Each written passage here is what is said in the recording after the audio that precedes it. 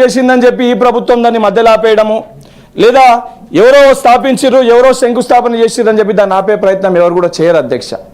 దాంట్లోనే క్రియాశీలకంగా ముఖ్యమైన ఒక విషయం ఉద్యోగాల అధ్యక్ష. తెలంగాణ రాష్ట్రం ఏర్పడక ముందు కంబైన్డ్ ఏపీ స్టేట్లో ఆ రోజు కిరణ్ కుమార్ రెడ్డి గారు నోటిఫికేషన్లు ఇచ్చినప్పుడు కూడా మేము ఎగ్జామ్స్లో పాల్గొన్నాము, మా రాష్ట్రం మాకు ఏర్పడితేనే మా ఉద్యోగాలు మాకు వస్తాయి అని చెప్పని ఆ రోజు అన్ని ఎగ్జామ్స్ని కూడా బాయ్కాట్ చేయడం జరిగింది. తెలంగాణలో ఉన్న యువకులు బాయ్కాట్ చేసిన తర్వాత ఆ రోజున నోటిఫికేషన్స్ని సరే లెక్కల ప్రకారంగా గత 9 ఏళ్లలో 80,000 ఉద్యోగాలు మట్టుకే 80,432 జాబ్స్, అంటే అప్రాక్సిమేట్ 80,432 జాబ్స్ కొత్త జాబ్స్ ఇవ్వడం జరిగింది అధ్యక్ష. దాని తర్వాత 2019లో 2019లో మనకి బిస్వాల్ కమిటీ రిపోర్ట్ వచ్చింది. 1,82,000 ఖాళీలు ఉన్నాయని చెప్పని వచ్చింది.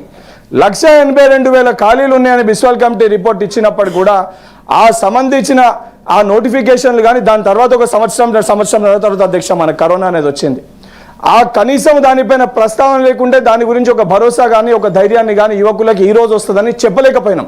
చెప్తే కనీసం ఈ సంవత్సరంలో ఉద్యోగాలు వస్తాయి మేము ప్రిపేర్ అవ్వాలని చెప్పని ఆ నోటిఫికేషన్ సమయాన్ని ప్రకటించిన ఆ కరోనా సమయంలో యువకులందరూ కూడా వారి ఇంట్లోనే ఉన్నారు కాబట్టి చదువుకొని కొంచెం ఎక్కువగా వారికి అవకాశం దక్కేది, దాన్ని ఇచ్చే ప్రయత్నం చేయలేదు.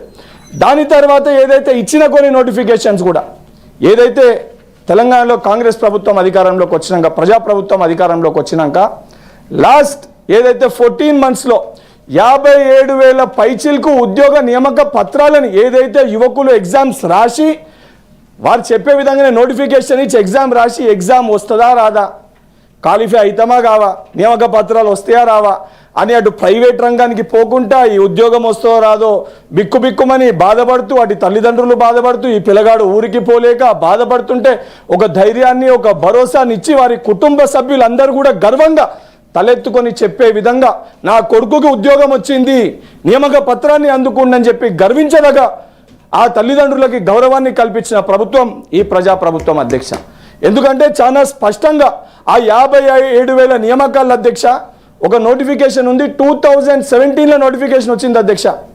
2017లో వచ్చిన నోటిఫికేషన్కి మొన్న నియామక పత్రాలు ఇచ్చుకున్నాం అధ్యక్ష. నిజంగా మనకి చిత్తశుద్ధి ఉంటే 2017, 18, 19, 20, 21, 22, 23 సుమారు 7 సంవత్సరాల అధ్యక్ష నోటిఫికేషన్ వచ్చి ఎగ్జామ్ రాసి కోర్టు కేసు చిక్కుముళ్లలో ఏదైతే రిజల్ట్స్ రాకుండా ఆగితే పరిష్కరించాల్సిన బాధ్యత ప్రభుత్వాలపైన ఉండదా అధ్యక్ష? అదే సంబంధించి మనమే ఎలక్షన్స్ అని మనం కొట్లాడితే ఒకే ఎలక్షన్ ఓడిపోతే రేపు పొద్దున ఇంకొక ఎలక్షన్ ఎక్కడ వస్తుంది ఎక్కడ పోటీ చేయాలని చెప్పి మనం ప్రాంతాలను ఎత్తుకుంటాం, లేదా ఇంకొక ఏదైతే సంబంధించి స్థానం కోసం ఎత్తుకుంటాం. మరి విద్యార్థుల పట్ల ఆ దిశగా ఆలోచించాల్సిన బాధ్యత మనపైన ఉండదా అధ్యక్ష? అందుకే చిత్తశుద్ధితోటి కోర్టు కేసు పరిధిలో ఉన్న ఏదైతే ఉద్యోగ నియామకాలన్నింటినీ కూడా గౌరవ ముఖ్యమంత్రి గారు చిత్తశుద్ధితోటి సంబంధించిన లీగల్ ఎక్స్పర్ట్స్ తోటి మాట్లాడి సుప్రీంకోర్టు గైడ్ లైన్స్ ఏమున్నాయని చెప్పి ఏజీ గారు అందరినీ సంప్రదించి అందరితోటి మాట్లాడి అన్ని చిక్కుముళ్ళని తీసేసి అన్నిటినీ పరిష్కరించి 57,000 నియామక పత్రాల్ని విద్యార్థులకి ఏదైతే అందరూ గర్వించే దగ్గ విషయం అధ్యక్ష, మనం అందరం కూడా గర్వంతో చెప్పుకోవాలి. మేమిచ్చినాం మీరు ఇచ్చినాం అనేది కాకుండా ఈరోజు 56,000 ఉద్యోగ నియామక పత్రాలు 14 నెలల్లో మనం ఇచ్చినామంటే అది గొప్పగా మనం మాట్లాడుకోవాలి అధ్యక్ష. ఈరోజు ఎట్లుందంటే అధ్యక్ష 10 ఏళ్ల పిల్లగాడు 12 నెలల బాలుతో పోటీ పడుతున్నట్టుంది అధ్యక్ష. 10 ఏళ్ళటి కేంద్రంలో 10 ఏళ్ళు ఒక ప్రభుత్వం ఉంది అధ్యక్ష, రాష్ట్రంలో 10 ఏళ్ళు ఒక ప్రభుత్వం అధికారంలో ఉంది అధ్యక్ష. ఈరోజు 12 ఏళ్ళ బాలుని పైన 10 ఏళ్ళు మీరు ఏం చేసిరని చెప్పి మాట్లాడుతున్నారు అధ్యక్ష. ఈరోజు కేంద్రం సహకరించకపోయినా ఈరోజు మూసీ పునర్జీవానికి సంబంధించి మూసీ డెవలప్మెంట్ పైన ఏదైతే సంబంధించి గౌరవ ముఖ్యమంత్రి గారు మాట్లాడితే భారతీయ జనతా పార్టీ ఏదైతే కొంతమంది సభ్యులు వాళ్ళు ఆ మూసీ ప్రాంతాలకు పోయి అక్కడ పండుకొని ఈ డెవలప్మెంట్ అవసరమా, ఇది పునర్జీవం అంటే ఏంది, ఇది ఎవరు మాట్లాడతారని చెప్పి కొన్ని మాటలు బయట మాట్లాడారు అధ్యక్ష. బహుశా వారు మర్చిపోయినరేమో బీజేపీ పార్టీ జిహెచ్ఎంసీ మేనిఫెస్టో అధ్యక్ష, ఇది Bharatiya Janata party GHMC manifesto. వాళ్ళు పెట్టిన ఏ మేనిఫెస్టో అయితే పెట్టిర్రో ఆ మేనిఫెస్టోని ప్రజలు నమ్మి 40కు పైగా స్థానాల్లో భారతీయ జనతా పార్టీ కార్పొరేటర్లను గెలిపించారు అధ్యక్ష.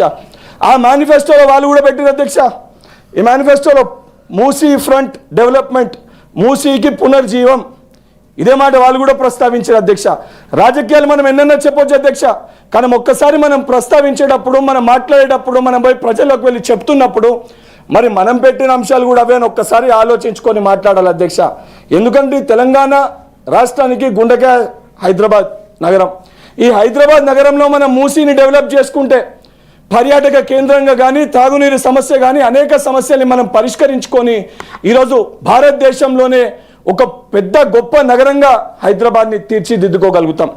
దానితో పాటు ఇదే Bharatiya Janata party manifesto 2023 GHMC 2020 మేనిఫెస్టోల అధ్యక్ష మెట్రో కారిడోర్కి నిధులు ఇస్తామని చెప్పి మెన్షన్ చేసిరు అధ్యక్ష. ఇది వారి మేనిఫెస్టోనే అధ్యక్ష. మెట్రోకి సంబంధించి మెట్రో కారిడోర్ ఏర్పాటు చేస్తామని చెప్పి చెప్పారు. దానితో పాటు ఏదైతే సంబంధించి సుమారు వారి 2014 మేనిఫెస్టోలో 346 హామీలు ఉన్నాయి అధ్యక్ష. 2014 భారతీయ జనతా పార్టీ మేనిఫెస్టోలో 346 హామీస్ ఉండే అధ్యక్ష. అందులో ఇప్పటిదాకా 14కి మొదలు పెడితే ఇప్పటిదాకా అందులో కేవలం 117 మట్టుకే అమలవుతున్నాయి అధ్యక్ష. ఓన్లీ 117.